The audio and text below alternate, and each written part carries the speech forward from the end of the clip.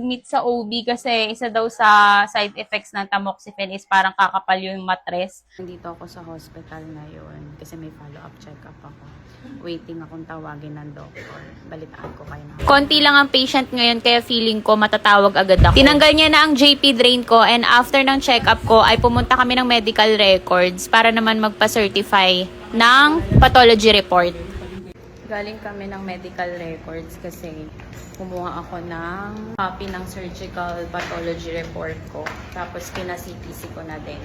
Certified true copy. Magiging sobrang busy ako na naman mga sis. Kasi ang dami kong lakad. Kailangan kong i-meet yung oncology ko. Then kailangan kong mag-follow up, check up sa radiology. Super busy mga sis. Nakauwi na kami ng bahay mga sis and hawak ko na tong final pathology report ko from my total mastectomy and axillary operation last August 2. Pero bago yan mga sis, i-share ko muna sa inyo itong oversized t-shirt ko na nabili ko dito sa TikTok. Ang size nito is large. Ayan siya mga sis, ganyan yung fit niya sa akin.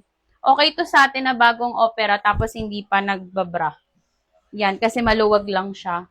Ang sizes nito mga sis starts from medium to double XL ata yun. Tapos less than 200 lang. So, mura lang to. Tsaka very useful sa atin. Ang comfy din ng tela niya mga sis. Parang dry fit. Ganun. Ayan o.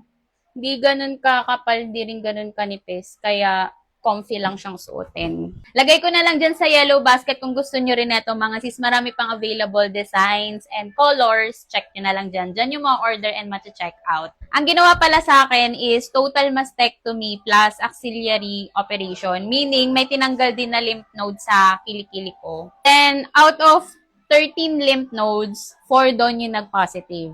Tapos yung bukol ko kasi is dikit siya sa chest wall ko, kaya medyo kinayod din yung sa chest wall ko para matanggal din or totally walang matira. And ang next treatment ko is radiation naman. Pero kailangan ko nang isabay yung hormonal therapy. Kailangan ko nang uminom ng tamoxifen and then magi-start na rin ako ng every 3 months na injection.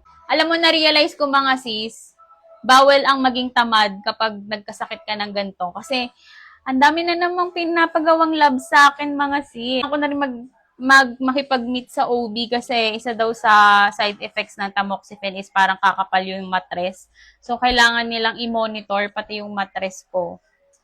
Tapos, yung monitoring, mostly daw kasi prone or high risk yung recurrence from 3 months to 2 years. So, kailangan kong laging magpa-follow up check up every 3 or 6 months. Pero ayun na nga, mas okay na din na may regular check-up talaga tayo mga sis para makatch agad, early. If ever man na, wag naman knock on wood, diba, na para magsisimula na naman siya.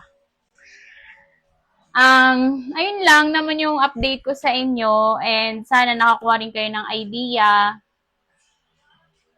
Yun, laban lang tayo mga sis.